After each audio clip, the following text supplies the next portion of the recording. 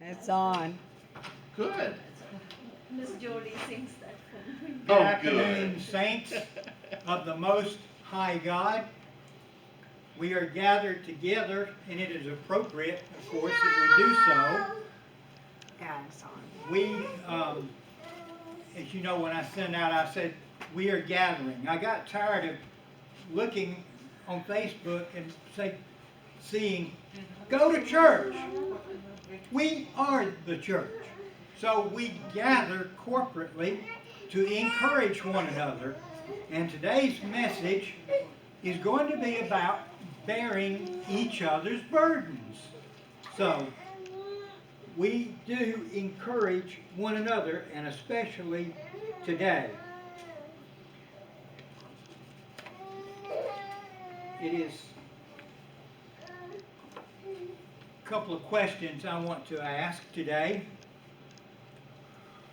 Saint, and maybe not a saint, those listening from overseas and outside of here, are you ripe with unsuccess? Are you brimming with shame? Are you overflowing with conviction? Are you rich with desperation? You are in the right place, because this is the house of the Lord, or the meeting of the Lord. Theologically, we know, saints, that we are the house of the Lord. If you have your Bibles, turn to the 6th chapter of Galatians. The 6th chapter of Galatians. We will have today's message, and then we will have next week's message, and then we'll have about 6 months in the rest of the book. No, it won't be that. It won't be that glorious. But we're going to be looking at who the Israel of God is, and it will take more than 1 week to do that. But in Galatians 6, verse 1, brothers, and I think if you have the Christian standard, it's brothers and sisters. It can be translated either way, brothers being brothers and sisters, and then brothers and sisters being brothers and sisters. If someone is caught in any wrongdoing, you who are spiritual should restore such a person with a gentle spirit, watching out for yourselves so you also will not be tempted. Carry one another's burdens, or bear one another's burdens, and in this way you'll fulfill the law of Christ. What? Did you hear that? If you bear one another's burdens, you will fulfill the law of Christ. Isn't that so much better than do this and do that? Do this and do that? By the way, what is our worship? In Romans 12, it says to present yourself a living sacrifice, which is your spiritual worship. It's not coming to a service. It's a 24/7 deal. So he says, if anyone considers himself to be something when he is nothing, he deceives himself. This is carrying on from what we talked about the last meeting. But each person should examine his own work, and then he will have a reason for boasting in himself alone, and not in respect to someone else. For each person will have to carry his own load. Now we're going to look at bearing one another's burdens, or loads, and then bearing your own load. Is Paul talking about a contradiction here? No. But as we look at this, I want you to be in mind of something. The first thing we want to look at is, how does one think if he is spiritual without being conceited? It's a good question, isn't it? How do you think? Well, he says if you're spiritual, you restore your brother. That's the first thing. The second thing, restoring the brother or sister, but caution to the restorer. If you're going to do that, there's a caution to you. 3, what is the law of Christ? 4, why the law keeping when Paul says we are not under the law? He says we're not under the law. You remember when we talked about we're not under the law, and he said now you got to keep the law? What's he talking about? We're going to look at that. And bearing one another's loads, and then he says, bear your own load. What does he mean? Well, we'll look at these individually. The first one, if one evaluates himself to be spiritual. Let's say you see your brother or sister, they need help. And if you have to sit there and wonder, am I spiritual enough to do this? To have a restoring ministry, you're probably not. You say, what? You're probably not. Because I want you to look at something in Proverbs 28. The wicked flee when no one is pursuing them. Now, Proverbs is written in couplets, and many times the writer, who was Solomon, would say one thing in one line and say the same thing in a different way. And so he says in the second line, but the righteous are as bold as a lion. How about that? If you're righteous, you're as bold as a lion. And what's the wicked doing? He's running because he thinks somebody's after him, and nobody is. Because how many of you have read The Telltale Heart? The guy died of a heart attack because he thought somebody was after him. And then he says, the righteous are as bold as a lion. And that's true, but we have to beware because the self-righteous are too. Have you ever seen somebody step in when he had no business, but he knew it all, but he didn't? So, what the question is how do you evaluate yourself to have a restoring ministry? And if you're self-righteous, you would be conceited doing it. Well, you don't want to do it that way. The self-righteous are just as bold. Spiritual exhibits the fruit of the Spirit. Remember we were looking at the fruit of the Spirit? Who has the fruit of the Spirit? The spiritual person. And what is that? Love, joy, peace, long-suffering, kindness, goodness, and meekness. And what that means is you're showing genuine love. If you see a problem and you're concerned for that person, step in and help. You don't have to worry about whether you're being conceited or not. Just step in and help because you see the need. There's genuine love and compassion in doing that. If we see somebody hurting, we comfort them, right? Yes. You don't have to have an automatic response to do that. You just do it.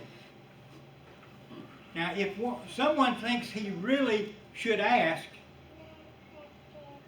and then he says, you know, that's not my concern. It doesn't bother me. That person stepped in this situation himself, and he deserves what he gets. You probably ought to stay out of that. Because what you're doing is being what God told us not to be. Judged by unrighteous judgment. Jesus said, judge with righteous judgment. But if you have to sit there and say, that guy stepped in it, he doesn't deserve my help, he deserves everything he has coming to him, he doesn't need to get involved. We can all be judgmental at times, right? So sometimes we need to stay out of things. But we are going to guard ourselves when we step in and help somebody because we love them. From being judgmental to being non-judgmental is where we want to be. So if we believe we're qualified to do this, we probably aren't. It's the person that doesn't see himself as qualified. You know, when we came to Christ, what did we say? I'm not qualified to associate with this holy being. We say, God, forgive me. And as we go through the Christian life, we ought to see that we're still doing that. We're not qualified to be with Christ because he is holy, holy, holy. And Paul says as much in verse 3. He says, if you think you're something when you're nothing, you deceive yourself. So if you think that your brother or sister is beneath you, stay out of their lives until you get your own life straightened out. But if your attitude is, except for the grace of God, there I go for it. You got grace, you share that grace. We should be gracious in proclaiming grace. In Hebrews, the 5th chapter, verse 1, for every high priest taken from men is appointed to serve God for the people, to offer gifts and sacrifices. He is able to deal gently with those, because those who are ignorant and those who are going astray, these are two different people. He is also subjected to weakness because he is a sinner himself. Because of this, he must make a sin offering for himself as well as the people. Well, what he's talking about here, there's some people that get in situations out of ignorance. You've been there, you've done that, right? Walked right into it. And then you've got other people that intentionally got that way. Which one are you supposed to help? Both of them. You see your brother or sister in that situation? Help them. Don't worry about whether you're spiritual or not. Help them, because for the grace of God, there we go.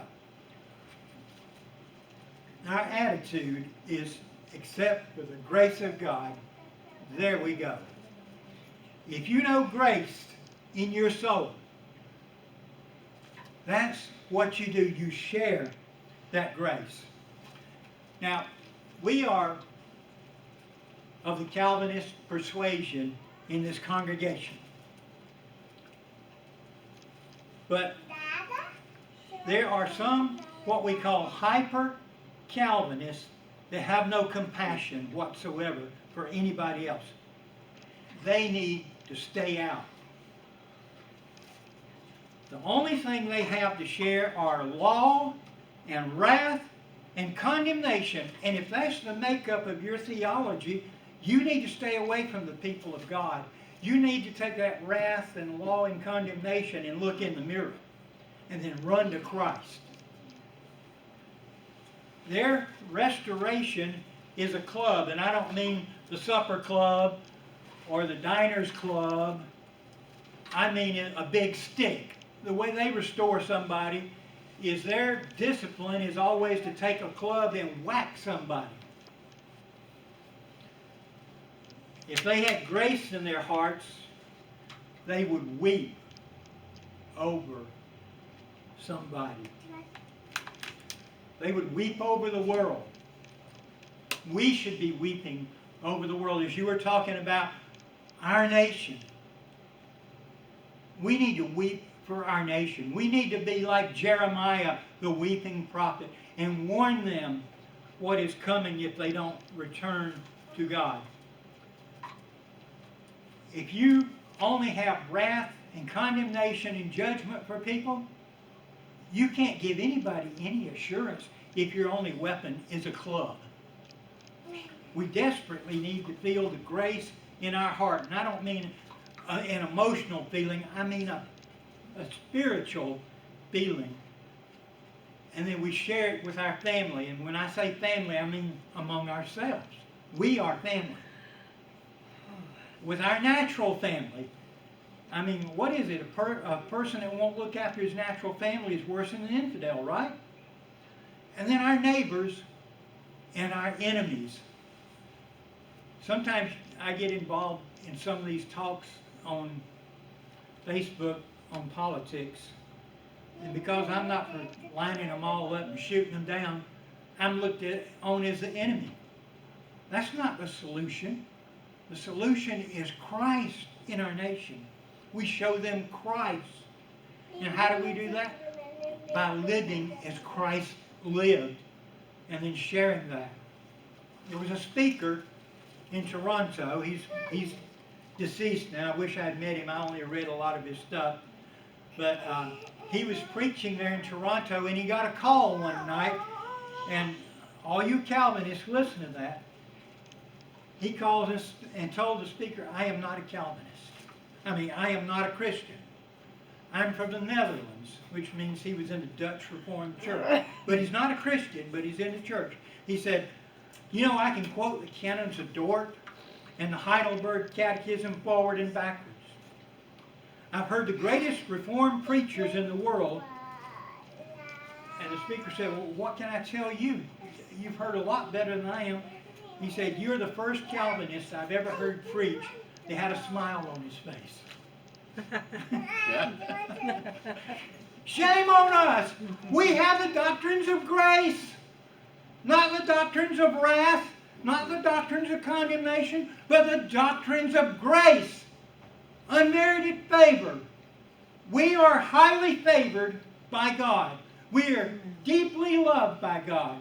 And we are gifted by God with His salvation. We should be the happiest people on the earth. Do we see ourselves as somebody without hope? No, before we came to Christ, though, we were without hope, were we not? We were lost. We were under condemnation. We were that person. And then one day, Jesus touched us through His Word and through His Spirit. And we were born again. And we saw our need and ran to Him. And He supplied that need. Our attitude then should be, if that's what God thinks of us, we ought to think the same to people. Now, here's the problem. When we have brothers and sisters, and I can't read your hearts, and thankfully you can't read mine. Do we see ourselves as deserving God's favor? Do we think we deserve to be Christians? Have you ever thought that? I have. Oh God, I'm glad I'm not like that guy over there. And I've shown myself to be the Pharisee that I can be. When we see somebody overcome by temptation, do we want to help them? No. Being overcome by temptation is not the same as living in habitual sin. But if we have people in the congregation doing that, we need to help them too. Not with the club, but with grace. Being overcome by temptation then is where we come in and bear their burdens. Why? Because we're members of a body. Several years ago, actually a lot of years ago, about 50 years ago, I was playing football and I broke these two fingers. And I wasn't even hit hard. You don't have to be hit hard to break something. And it took me a week to figure out they were broken and not just sprained. So I went to the doctor and they reset the bones. And when you restore somebody, what do? You reset the bones of their life. And so, to this day, you know, you can take your fingers and go like that. I cannot do that right with this one. If I do, I got to do it that way. It's got to have some help. But you can pull your fingers down to the bottom of your hand like that. But I can't do that with this one. See, it goes over here. So I get over there in your place. But I do it on this side. Okay. Then 10 years later, I didn't learn from that. I got on a pair of roller skates. And I broke this wrist. And I was working at a time where I had to wear a coat and tie. Guess what I couldn't do? I couldn't tie a tie worth anything. So what I did, I got me a tie that I like to wear, and I got somebody else to tie it for me, but not loose it. So I just put it on my head and then pull it up. But what I'm trying to say is when our parts don't work, the whole body suffers. See, we have two hands for a reason. They work together. And we get so good at it, we don't even think about what we're doing. What happens though when part of the body is broken? walking around like this and you're eating. Have you tried buttoning a shirt with one finger or one hand? Yep. I broke this on twice. Can you walk on one foot all the time? So restoring is resetting the person. The body needs each other. In this hand, my grip is still weak. Much weaker than this one because the bones won't come like they're supposed to. Oh. Saints, when we have people in our congregation that are broken and hurting, we're That suffering. is sweet. We think they're suffering. No, we are all suffering. We need to help one another so the body is one in Christ. The entire body suffers when one is hurting. And when we do this, what does Paul say we do? We keep the law of Christ. What is the law of Christ? Well, we'll get to that in just a minute. Paul is the only one in the New Testament that uses the term. He used it here in Galatians 6:2, where it says, doing so will obey the law of Christ, but he also uses it somewhat in 1 Is that your Corinthians 9. birthday? And it says, I am a free man. Wow. I'm not I anybody's like these slave. glasses. I have made myself a slave to everyone in order to win more people. To the Jews I became a Jew, to win those under the law, like one under the law. Though to the Gentiles, to win those that are without the law, like one without the law, not being without God's law, but within Christ's law. We're not lawless people. But as we saw the last time, the fruit of the Spirit, there is no law that makes you do that. It's love.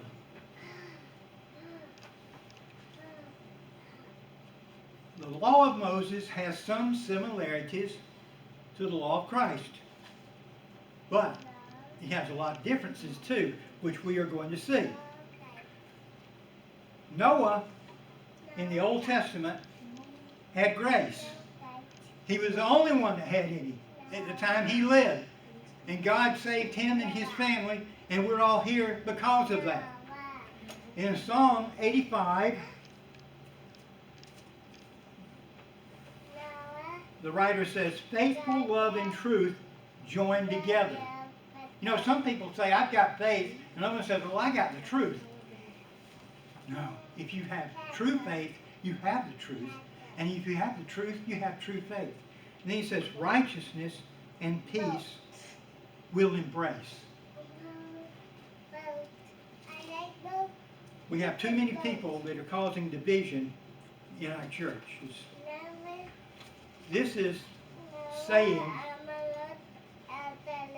when Paul is talking here, in 2 Corinthians 3, when we're talking about,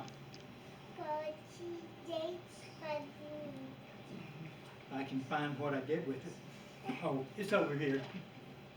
Okay, 2 Corinthians 3, verse 7. Now, if the ministry of death, what was the ministry of death? It was the Mosaic law. What a strange name. But why was it the ministry of death? It could tell you what to do, but it couldn't give you the power to do it. It's like if your coach told you, in order to make the team, you got to run 100 in under 10 seconds. And let's say you couldn't do it. The very fact that you had to do it didn't give you the strength to do it, did you? So you couldn't make the team. And he says it was chiseled on stones. So what was chiseled on stones? The 10 Commandments. We know this. They came with glory so that the Israelites were not able to look directly at Moses' face because of the glory from his face, a fading glory. How will the ministry of the Spirit not be more glorious? And he says it's so glorious that it was like there was no glory in the old.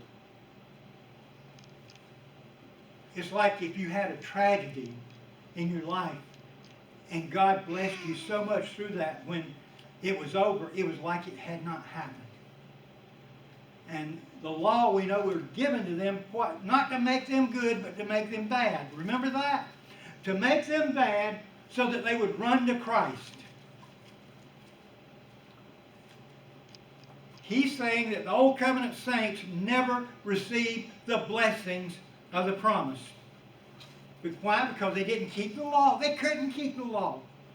Through the fullness of the grace of Christ, though, we have kept the law in Christ, and then we've been given this law of Christ where we bear one another's burdens. They could not do that in the Old Covenant.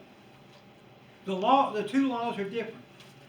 In the Old Covenant, in Acts 15, Peter said the law was a yoke too heavy for them to bear and for the Gentiles to bear. If they couldn't bear it, why did they expect the Gentiles to do it?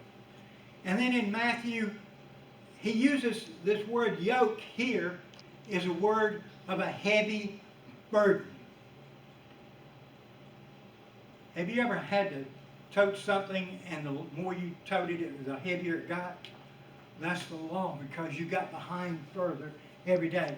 But what did Jesus say in Matthew 11:28? Come to me, all you that are laboring under this yoke, and I'll give you rest. Then he said, because my yoke is light. Now we want to look at these two yokes. In the ark, there was no grace. There were the 10 Commandments, there was a bowl of manna, and Aaron's rod. And none of those offered any grace to the Israelites. That was in the ark. On the outside of the ark, there was a mercy seat. And once a year, the priest slaughtered an animal. And it pointed to the blood of Christ. Now, inside the ark, you were told not to touch it or die, and we know at least one guy did. And he said, stay away, do not touch, on pain of death. But the blood that was shed on here, and then finally by Christ, says, welcome, come to me, and be blessed and rest. How do we disobey the Old Covenant law? You don't do what it says. How do you disobey the New Covenant law? You don't bear one another's burdens. Do you know why our churches are in such foul shape today? Because we don't bear one another's burdens. We should love mutually. And when I use the word love, it's agape. What kind of love is that? Well, I'm glad you asked. In John 13, I give you a new command. This is verse 34. Love one another just as I have loved you, you must love one another. What kind of love was that? I lay my life down for you. What I have is yours. By this all people will know that you're my disciples if you have love one for another. And then in chapter 15, he goes on to say, this is my command, love one another as I have loved you. No one has greater love than this, that someone will lay down his life for his friends. It's the sacrificial love that you, husband